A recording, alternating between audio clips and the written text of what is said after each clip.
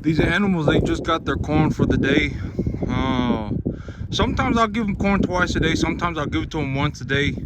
This morning they were scouring, so my plan right now is to just let them out onto the back and leave them out on the back. And I probably won't give them corn tonight. The corn is probably causing them to have a little bit of a diarrhea. And so, you know, depending on what's going on with the animal, I'll just gauge it. But as of right now, yesterday, you know, I kind of been giving, sometimes, you know, about every other day, I'll be giving them corn twice a day. So like one day I'll give them corn once. The second day I'll give them corn twice. Next day I'll give them corn once. Next day I'll give them corn twice. And but right now, just one of the animals were scouring, and I don't know exactly what was going on with that. And it wasn't a real bad diarrhea either. It was just a little bit runny. I mean, it's not really it wasn't so concerning that I didn't feed them corn this morning. And one of my animals are bloating too. And so right now it's going good. I'm about to let these animals on the back. They just got their corn. And you know, here I was going to bring in animals this Monday, but I got something going on, and I'm going to be bringing in animals this Sunday, or next Sunday, or Saturday, excuse me. So instead of this Monday, I'm going to be bringing in animals on Saturday next week. And so right now, you know, I'll be taking animals to the sale barn this week. I got a lot of real heavy cattle. And my grass, you know, this morning, you know, last night, actually yesterday, and this morning too. But yesterday, I realized when I was looking at my animals that I am making a lot of money. As of right now, I am making a lot of money. I'm probably, you know, just on these 20 cattle, on these 22 cattle, I'm bringing in more than $100 a day. As of right now, net profit. And so when I get to 40 animals, I'll be bringing in, I'll be doing something about $200 a day, 365 days a year. So I'll be making over $70,000, you know, as long as, you know, because me, when I look at my cattle business, I don't think of myself as a cattleman. I think of myself as a grass grower. I make my money on the quality of my grass. And especially here in America, a lot of people, they love to see cattle eating grass. Like farmers like me tend to get the highest premium, you know, on our cattle in terms of you know, their, you know, because like, you know, a lot of people, when they look at a lot of people, they are horrified when they see what goes on in the commercial beef market, right? Like if I go to the grocery store and I buy beef, and then I go further up the chain and I see where these animals are coming from, you know, like on a 10-acre field like this, you know, it wouldn't be uncommon to have several thousand animals on a feed yard. You know, several thousand. I mean, they are, you know, some of these feed yards, their conditions are better than others. But you know, a lot of these feed yards, they have these animals on rubber mats that have slits in them, and the animals will be put in there. And so when the animals poop, their poop will go through the ground, and it will just land in a big reservoir. And the animals will live in those little containment barns. You know, there'll be a little barn like this right here, maybe twice as large, and you know, there'll be you know, it'll be jam-packed full of cattle, just completely packed full of cattle. And so, you know, here in America, you know, farmers like me tend to make the highest premium in terms of the you know, because a lot of people, they like they are here in America, they are willing to pay for the grass-fed beef. You know, when they see animals walking around on grass like mine, they love to see it. You know, the American consumer, they love grass-fed beef. You know, these animals here, I would say their whole life, about 90%, 80 to 90% of what they eat is grass. And it's a very high quality grass as well. And you know, and me, I take a lot of diligence. I do a lot of diligence in terms of keeping the health of the environment very clean on my property. You know, I don't spray herbicide 5, 6, 7 times a year. I don't go around and spray pesticides all over the place. You know, I haven't even sprayed a pesticide one time. You know, I plow my field about 1 time a year, and when I plow it, it's usually just enough to get the field ready to plant. And you know, a lot of people, a lot of you know, particularly here in America, the people, they love to see farms like this. The animals aren't jam-packed in here. I don't have 5,000 animals on my 10 acres, and they're walking around on grass. These animals, when people find out that these and they're not implanted either. I don't use any sort of a steroid or anything like that. But this is the bloating animal right here. She's still bloating. Oh man, she kind of bloating pretty bad. Yeah, she bloating. But yeah, it's not too bad. But I would say yeah. But I mean, when I put her out on the grass should help. The grass. Well, I mean, we'll have to see. If she gets any worse than that, I'm gonna have to keep an eye on that. But here this Monday, this is one of the animals I'll be going to the market. You can see how big he is. This is big boy right here. He's probably gonna hit the scale at about 1,000 pounds. And this is another one of the animals that are going to the market. This is a big old heifer. You can see you can see just how thick she is. She's very solid built. She's kind of short, but she's very solid built, and she'll probably hit the scale at about 900 pounds. But these animals, I would say about 80 to 90% are just straight grass fed. I mean, straight grass fed, and I gave them a little bit of corn. And so yep, I'll be taking some animals to market this week, and then next week I'll be bringing in more animals next Saturday. But last night when I was watching my cattle walk around and I was checking the condition of my cattle, and this morning when I was watching them walk through the grass, I'm making a lot of money right now, a lot of money. I'm probably like, for every dollar that I put into my farm, I'm probably getting 4 back as of right now. These animals, I ran the numbers, and it's like, it's costing me about $25 a month per animal. And each one of these animals are probably putting on close to 3 pounds a day right now. They are eating a lot. They're very heavy. They're showing signs of fattening up very quickly. And at 3 pounds a day and $1.50 net profit a day, net profit, $1.50 net profit. That's I'm making almost $5 a day. I'm making $4.50 a day per animal. And so I got 22 animals. I'm making almost $100 a day net profit, 365 days a year right now. And here about next week, I'll be ready to bring in more animals. And when I bring in more animals, when I get to 40, I'll probably be making close to $200 a day. And then I throw in my tax benefits on top of that, and it's like it adds another $10,000 a year, $5,000 to $10,000 a year. And I'm making close to $80,000 a year on this farm, on this 10 acres. And so I'm the grass, but me, I don't look at myself as a cattleman. I'm a grass grower.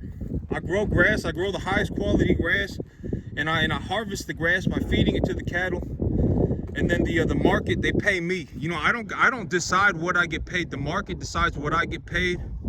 And if I have at this point in time, as long as I have grass, I have work. I have something that I can do. And and if I make 80,000 here, and I make 40,000 on the W-2, that's 120,000 a year of net profit. I'm not talking about oh, now I got to take money out for my corn, and now I got to take money out for my hay, now I got to take money out for my fertilizer. I'm talking about net profit. And so that's how much money is going to end up in my bank account. But this morning, I'm still hunting next week, and so I figured I would show a different type of a rifle setup, because this is my AK, and this one right here, one of the things. So this is also a firearm that I bought from Palmetto State, and I bought this thing back in the day. I really kind of I like the rifle. I got it for $500, and I got it for 500 bucks, and I put a mount on it, and I put a red dot on it. But this thing, you can see how I'm struggling to move this thing around with one hand. Well, let me get it. Once it's in my right arm and it's under my shoulder, I can pick it up. But it is exponentially heavier than my AR-15. And I figured I would show. I don't know if this is gonna flip the camera around, but this red dot right here, it's on a little bit of a riser. And so the good thing about this is that I don't have to tuck my shoulder. I don't have to tuck the weapon up to my cheek to be able to find my sight. And so if I just bring the weapon up, the red dot is straight on my eye. But you know, this thing is exponentially heavier than my AR-15. I'll probably say the AR-15 probably weighs 7-8 pounds, and this AK probably weighs close to 10 pounds. Maybe maybe a little bit more, but maybe like 11 pounds. It is exponentially heavier than my AR-15. And the thing about this AK, okay, so the Palmetto State Armory, their guns, from what I have seen, the AR-15, like it's got a mil-spec trigger on it. And the thing about the mil-spec trigger on the AR-15 from Palmetto State is that the trigger pull, it always varies. I don't know why the AK does not seem to do this. They got different triggers in it. Like the AK trigger, when I pull the trigger on the AK, if I put like 4 pounds of pressure on the trigger, it just keeps going back. There's no wall to the trigger. It just goes back, slowly, and then the round goes off. But the mil-spec trigger on the AR-15, it will it will hit a wall, and then I have to break the wall. So like if I put pressure on the trigger, it will go back. Even if I only have like a ½ pound of pressure on the trigger, it will start going back. But then it'll hit a wall, and then I have to put 4 or 5, sometimes even 6 pounds of pressure on that trigger to break it, and then the rifle goes off. And the thing that I really don't like about the AR-15 that I got is that the weight to pull the trigger, it just keeps changing. Like sometimes I'll shoot it and it'll break at like 4. Sometimes it'll break at 5. Sometimes it'll break at 6. Sometimes it feels like it breaks at 7. And like like when I'm sitting there with the AR-15 and I'm trying to like shoot something, like whatever it may be, you know, it may be maybe I'm trying to, you know, hit something the size of a quarter, right? Usually when I go and shoot my rifle, my plan, what I'm usually doing is I'm looking to hit something about the size of a quarter from about 35 yards away. And you know, when I'm sitting there with the rifle and I'm trying, and I got my dot on the target and I'm trying to fire, if that thing breaks at 4, you know, like if I don't understand that the gun's gonna break at 4, or it's gonna break at 5, or it could break at 6, or sometimes it could break, if I don't know that, and let's say the first time I fire the rifle, it breaks at 6, you know, the second time that I go to fire the rifle, it breaks at 4, you know, I'm gonna have to understand that about the weapon system. You know, like when I start putting that 4 pounds of pressure on the trigger, you know, I'm gonna need to think, okay, you know, because like when I'm pulling the trigger, the most important thing is what am I aiming at, right? Because I don't want the aim to go off. I don't want it to go left or right. And so you know, if I'm sitting there with the gun and I got 4 pounds of pressure on the trigger, and the first time that I shoot the gun, at 4 pounds, the trigger breaks and the rifle discharges. It fires the round. I'm gonna think, okay, that's how much pressure I need to put on the trigger to let the rifle fire. And the second time that I pull the trigger, it breaks at 6. Well, I'm gonna get the 4 pounds and I'm gonna go, why isn't the rifle firing? You know, why is the rifle not firing? And after about 6 pounds of pressure, it kind of becomes like a life or death, like freaking a life or death struggle on trying to keep that red dot on target. You know, because you know, you're gonna, like, the gun's gonna start shaking because you're gonna have to put so much pressure on that trigger. And at very close distances, it won't matter. At very close, but when the target is far away or it is very small, you know, if my gun starts shaking even just a little bit, I will completely miss. I mean, it will completely miss. And so, you know, like that's the one thing that I don't like about the AR-15 that I got. And I want to put a different trigger in it, but I don't want to put a $200 trigger. I don't want to put a $100 trigger into a $325 rifle. And so, you know, and like this this AK that I got, the AK, the thing that I don't like about this AK, the AR-15, the thing that I don't like about it is the trigger. But the AK, the thing I don't like about the AK is that I got MOE furniture on it. And MOE furniture, when they put the MOE furniture on the AK, for whatever reason, they got rid of the sling studs.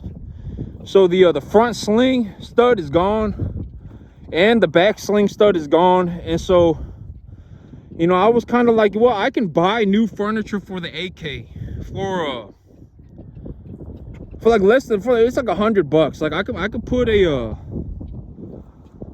a new I've been thinking maybe I want to put a side folder stock on my AK so I can fold the gun up. But you know, like if I was gonna put like a quick detach mount on the back of my AK, it would cost me like $40, like 20, 30, $40, something like that, to get it set up and to get like the QD port or something like that. I mean, I'm not exactly, but a side folding AK stock is only gonna cost me $60. And the thing about the MOE the stock is that you know, after about 100 rounds, the stock, the bolt in the stock will wiggle loose, and then the stock will start shaking. And so I put a whole bunch of blue Loctite in. I just completely like dunked the thing in blue Loctite, and I got it in there, and so far it hasn't been moving at all. But you know, I'll have to see. You know, I'm gonna have to see if it wiggles loose again, because if it does, I'm not going to buy the $20 QD, a $25 quick detach mount for the stock. I'm just going to buy a new stock for $60. And when I'm buying that new stock, I'll just get the side folder so I can fold my AK. And also that AK, the red dot on that AK, the dot is the dot is so large that, like a little bird like that flying through the air, that if I put my gun on the bird, I can't see the bird anymore. All I see is a red dot. And so that's also something to consider. You know, when setting up a rifle, it's like, you know, if you want the rifle to be very accurate, you know, you're gonna have to understand how to fire the rifle, but you're also gonna need to, you know, understand how the optic works. So, you know, if you got an iron sight, I mean, yeah, you're gonna have to practice a lot. And you know, the further the target is away, the smaller the target is. I mean, good luck. I mean, if firing an iron sight is like I mean, it's very, very difficult. And so, you know, the AR-15 that I have, the red dot on it, I can get it small. I can get the dot small enough, and it's still illuminated enough to where even if the birds are flying around, I can see the bird flying around, and I can track it through the sky, and I can track it even on the ground. But the AK, the red dot that I got on the AK, the dot is so large that if I put the dot on the bird, on a small bird like this, all I see is a dot. The bird disappears. And so, but the good thing about the sight on the AK is that I forget what they call it. The optic is large, so that like is large and it's clear. And so if I just bring the weapon up, I can literally find my dot immediately. You know, I don't have to like dip my shoulder up, or I don't have to dip my cheek lower. I don't have to pick my shoulder up. I can just find the thing immediately. And so, but I mean, like if I were gonna go walking around somewhere where if I was gonna go elk hunting, you know, and I was worried, or if I was going somewhere and I was genuinely worried about something like a freaking grizzly bear or a tiger or a lion, you know, that AK would be good. But here in here in Central Texas, the 5.56 probably going to be, you know, 100% is going to be just fine. I mean, anything that I could possibly hunt or be hunted by in this area of the world, I mean, the 5.56 will obliterate it. I mean, 30 rounds of 5.56. I mean, I mean, you could probably kill a grizzly bear with 30 rounds of 5.56. But I mean, if I had the choice, I would choose the 30 caliber. I would choose the 7.62 39. And you know, hopefully I don't ever have to make that choice. I mean, I've never lived in a part of the world where there are grizzly bears or you know, big, you know, like freaking lions and tigers and stuff like that. I've never lived in a world like that. The biggest thing we got here is like a mountain lion, and you rarely ever see them. We got alligators, but yeah, it's not like a crocodile or anything. But you can see the grass is very good back here. The cattle have found the grass in the back. The cattle have found the grass in the back, and they're eating it. You know, you can see that the grass is, I have an unlimited supply of grass. You see what I'm saying? Like they haven't even gotten close to eating this grass at all. And so, you know, whether I have 40 animals here or I have 20 animals here, it doesn't matter to me. It doesn't matter to me. You know, there's enough food here for the animals to eat. And so, you know, it's in my best interest to just bring in the 40 animals. And, you know, the grass is better back here than it is in the front. And so you can see the grass everywhere. I mean, the grass is so tall that, you know, you see there are birds hiding in the grass right now. If I were, you know, when the birds, they'll hide in this grass because it's so tall. And you know, the next time that it rains, this grass is going to continue to grow.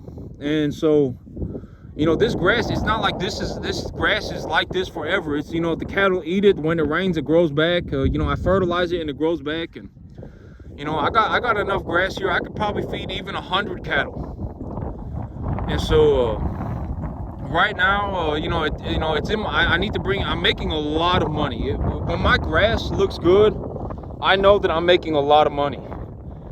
Because grass, it don't cost hardly anything to grow. You know, it barely costs anything for me to grow this grass.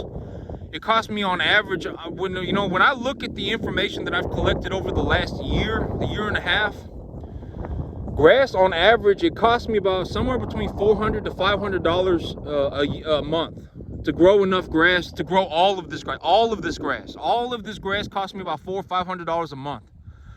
And you know, in this grass right here, I could probably feed 100 cattle on it. You know, 100 cattle. And you know, I have 22 animals on this field, and they're pretty big. I got several of 700, 800, 900. I even got a 1,000-pound animal on this field. They haven't even made a dent. Not even a dent. I mean, the grass, I mean, you know, if you want to take a close look at the grass, I mean, look at it, right? It's still probably close to a foot tall. All over the whole field, and in some areas the grass is even taller. And so, you know, yep, I mean, yep, it costs me about $400 to $500 a month to grow this grass. If my grass is growing good, I'm making a lot of money. Even right now, I'm making a lot of money. A lot of money. And, you know, and so that, you know, that'll keep me going. You know, that'll keep me going. I need the money. And next year, you know, if I can go from making, because my bigger idea in terms of my business right now is that if I can make $80,000 a year on 10 acres, I could take that money, buy 50 acres, and just copy and paste my thing, right? I can just do what I'm doing, but just do more, and I can make $400,000 a year. I could go and make $500,000 a year if I felt like it. You know, because it's not really going to be that different for me to go from farming 10 acres to farming 50 acres. You know, doing this 5 times over is not that big of a deal, right? I can do this 5 times over. I just do it all over again. I just you know, I just do it all over again. I just do it from the very beginning. I just, you know, grab a tote. Like me, before I planted this grass, I had information that I had collected on some cherry tomatoes that I was growing, but before I grew this grass, I had ryegrass seeds sitting in storage. And so before I started growing this grass, I got a couple of these big like $10 totes. They're on sale at Costco for like $10. They're like the black totes. They're probably about this big. And, you know, they're probably about a foot and a half tall, a foot and a half wide, and about 2 feet long. Get them at Costco for about $10. And you know, I scooped my soil. I scooped my soil into that bucket, and then I ran fertilizer trials on that growing ryegrass. And that was the thing that I did before I started growing grass on my field. And it took me about a week. It took me about a week, maybe a week and a half, and I had collected enough information on the fertilizer, on the mineral requirements of my soil. to plant the grass. And literally I went from planting grass in a little square tote to planting 10 acres. I took the data and I just copy and pasted it onto 10 acres, and this was the result. And I did very, very, very well. And so I can do the same thing. It don't matter if I have 10 acres, it don't matter if I have 50 acres. I can just go and scoop some soil into a tote, collect data on my soil, and then just plant the grass. And if I had to do this 5 times over, it wouldn't really be that big of a difference. I can do this 5 times over. I just do it all again from the very beginning. I just scoop some soil into a tote, throw some grass seed on it, put fertilizer into the tote, and collect data. And once I have enough data that I feel like the growth of the plant has been optimized, to a certain degree, because optimization of the growth curve for plants, it depends. It depends on what I'm doing with the grass. Am I growing it for hay? Am I growing it for the cattle to feed as forage? Am I looking to, it really depends. It depends on what do I consider to be optimal growth saturation. Am I growing the grass to produce a grain? I mean, what am I doing, right? I mean, it really depends. But once I have the criteria for success, okay, I am looking to grow grass to feed to cattle as freestanding forage. That is what I am looking to accomplish with the grass. Okay, so if I do this with the grass, and the grass grows at this rate and the cattle consume it at this stage of development, will it be proper for their diet? If yes, then continue. If not, then adjust the data and try again. And these things happen very rapidly. I can run, if I wanted to, I can run. There were times when I was running trials, when I would run like 75 trials at once. Because, okay, so the thing about the variables, like when I start running trials, if I'm starting from nothing, it depends on how many variables there are, because the more variables there are, the exponentially more that needs to be done. Because let's say I'm looking to just test for nitrogen. If I'm looking to just test for nitrogen, if I'm looking to just collect data on the growth rate of my plants with the addition of nitrogen, I can just run nitrogen. I can say, okay, I'm gonna do 50 pounds of nitrogen per acre, I'm gonna do 75 pounds of nitrogen per acre, and then I'm gonna do 100 pounds of nitrogen per acre. But if I'm looking to do nitrogen and phosphorus, I have to do, okay, nitrogen, phosphorus, and then I have to do nitrogen, phosphorus.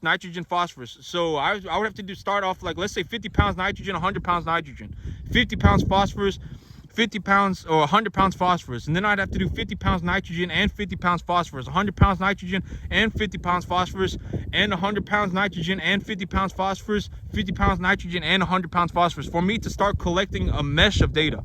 So the more variables there are, the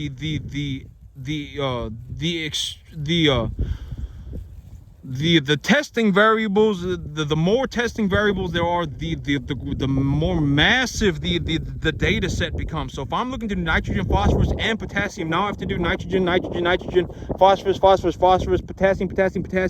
nitrogen, phosphorus, potassium, nitrogen, phosphorus, and then I'd have to do all sorts of things.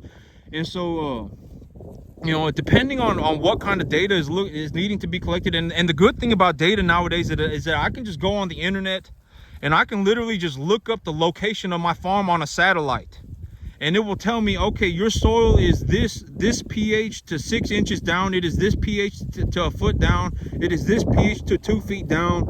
The consistency of your soil is this much clay, this much sand, this much loam. The saturation of your potassium is at this level. The water retention of your soil, a lot of the generic data is already on the internet. It's already provided on the internet for free, and it's a very, very, very credible source. And so, I don't have to go around and look for, everything. I can just, and the thing about plants is that you don't have to be super exact. This is not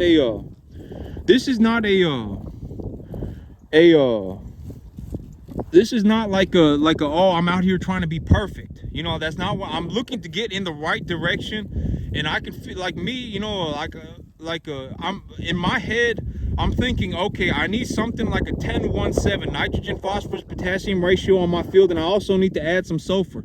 Okay, so if I have these generic ideas in my head, okay, a 10-1-7, that's what I'm looking to get.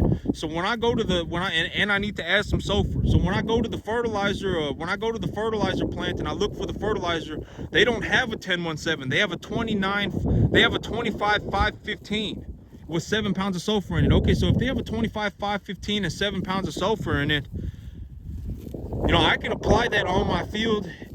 And if I think that if I believe that I need to add a little bit more nitrogen to the field on top of the fertilizer that I'm buying from the plant right now, later on at a future date, I can slowly add nitrogen to the field to get the saturation of the phosphorus and the potassium correct. And once once I start to notice that my field is having a phosphorus and sulfur deficiency from the addition of the nitrogen, because I am past the mineral ratio requirement of the plant, if I go past that by adding just nitrogen to the plant, I can collect the data then, and then I can restart, right? I can go in, I can put a triple 17. Okay, so I got plenty of nitrogen on my field.